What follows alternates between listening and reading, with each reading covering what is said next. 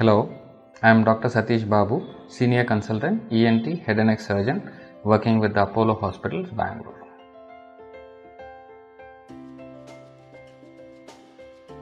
Hot compress in case of ear infections are useful only when there is external or to a certain extent middle ear infections are there.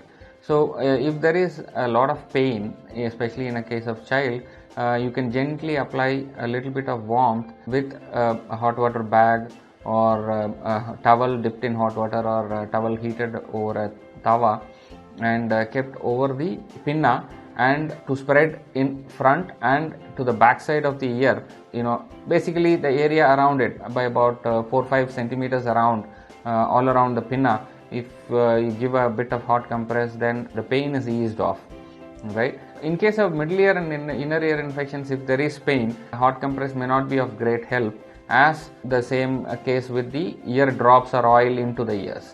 The olden practice of applying little bit of heated oil into the ear as form of drops is also serving the same purpose by giving a hot compress in the ear and giving some relief from the ear pain.